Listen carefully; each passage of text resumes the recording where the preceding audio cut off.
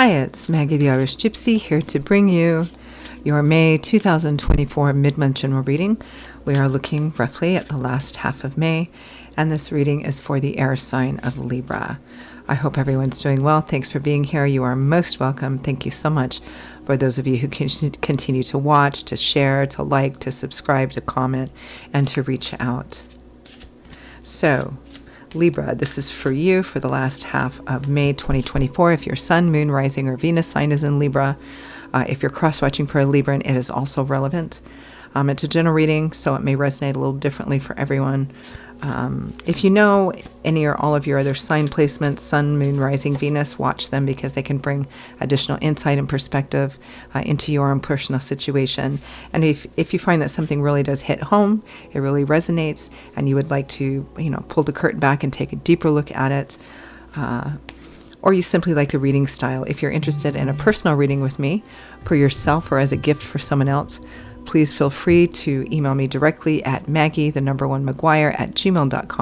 You can see that email address by clicking on the description of this video. I would love to hear from you. I offer a pretty wide variety of readings in all areas of life, different types, lengths, styles, costs, spreads. There's a little something in there for everyone.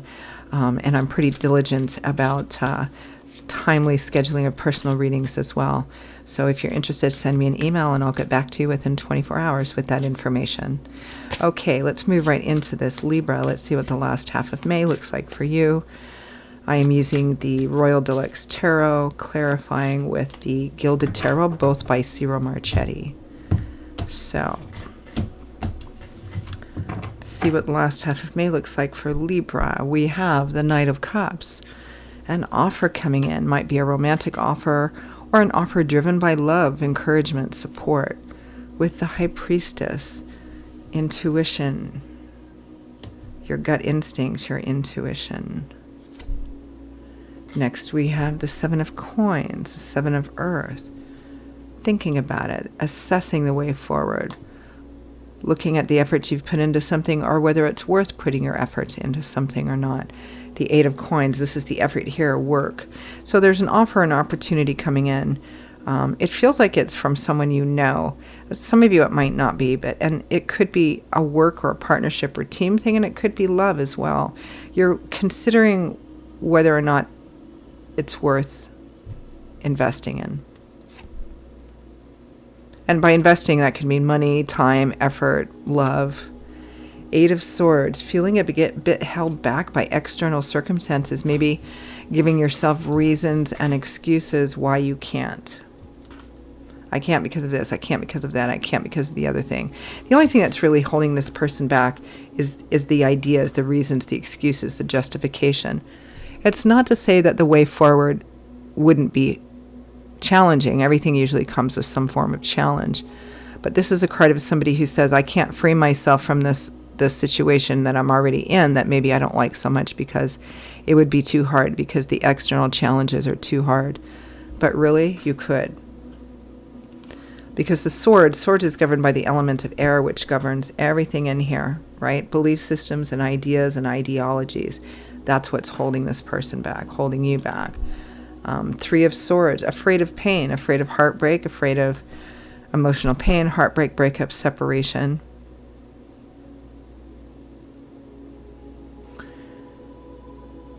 It feels like for a lot of you, whether this is love or work or something, it feels like an opportunity has come in and you're thinking about it, but there's some fear about taking advantage of it because of what the consequences might be.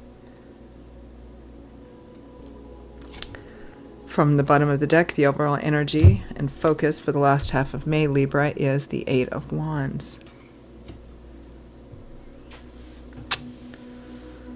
which is the Eight of Fire, action, communication, perhaps travel. Now this is a general reading, so the little details and the intensity of things can vary, right? But the fundamental energy of this reading is there's an offer or opportunity of some kind coming in, and while you're considering it, it kind of feels like you feel the external challenges, or the whatever is standing in the way or might be hard or difficult or too much for you. You're afraid. Some of you, it might be something as, it might not be as more psychologically intent than maybe an invitation to travel or to join a group to go travel, or something like that. And you're trying to ask yourself, can I afford it? Do I have the money? Do I have the time? And then telling yourself, it's too hard. There's so many things that I'd have to deal with that, maybe I just won't. But let's take a look at that overall energy of the Eight of Wands.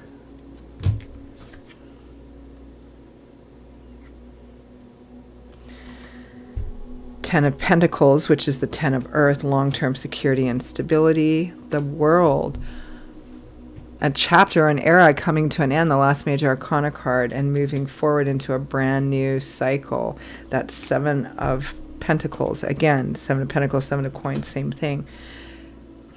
Well, it looks like for some of you, the choice or the decision or the offer or opportunity that's coming in is pretty significant, but it's going to require a brand new path moving forward, which means that you would have to close the door on something or say goodbye to something, someone, a place, a community, something like that.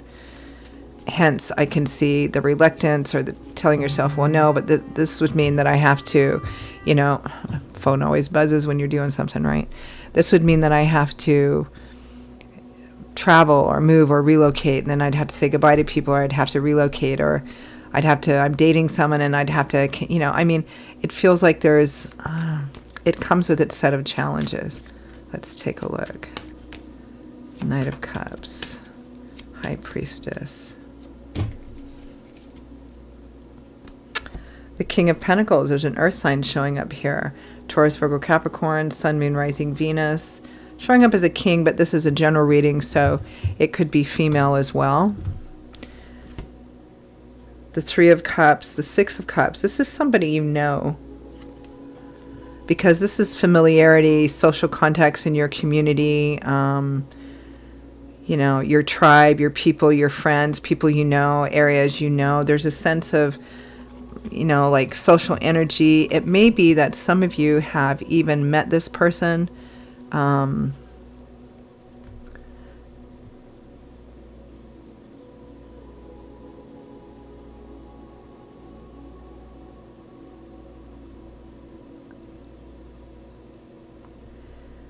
It may be that some of you have met somebody at a party. I'm getting kind of a significant energy. The next card is the Four of Wands, it's one of the traditional wedding cards, but it's also a card about celebrations with friends, celebrations that often include friends and family, celebratory events.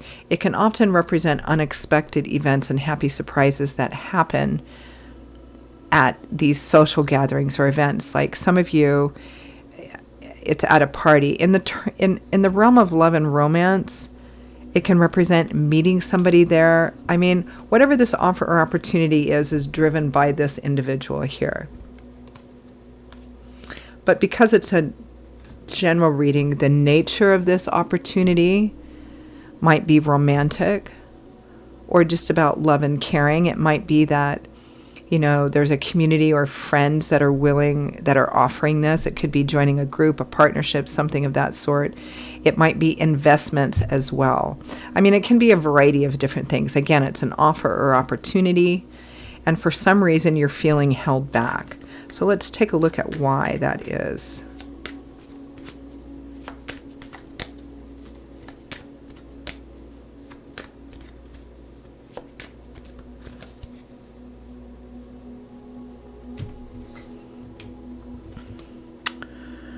Okay, we have the Wheel of Fortune, the Five of Cups. You feel you might regret it, but it's the same sort of thing here. The fear, we have the Five of Swords and the Three of Swords, or the Eight of Swords and the Three of Swords, right?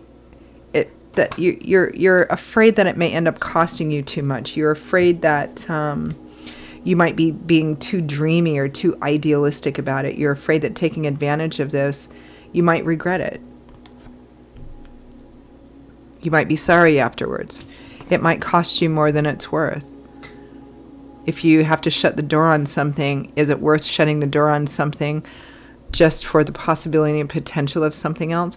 That depends on how much you're willing to risk. We have the Knight of Cups again and the Seven of Cups. Possibilities and potentials, but they haven't materialized yet. It's still kind of dreamy.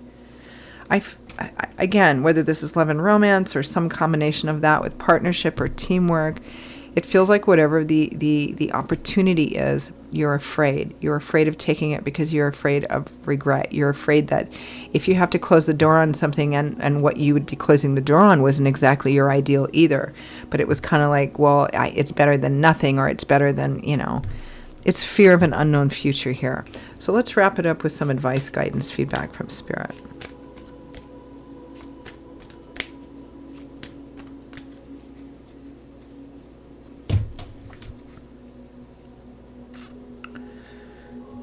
Goodness. Okay, we have the Tower and the Eight of Cups. That's a pretty clear answer from Spirit, to leave behind something which was not fulfilling or not your ideal, or hasn't worked out the way that you thought it might in the beginning anyway, because it already has a flaw in it, and sooner or later it's going to fall apart anyway.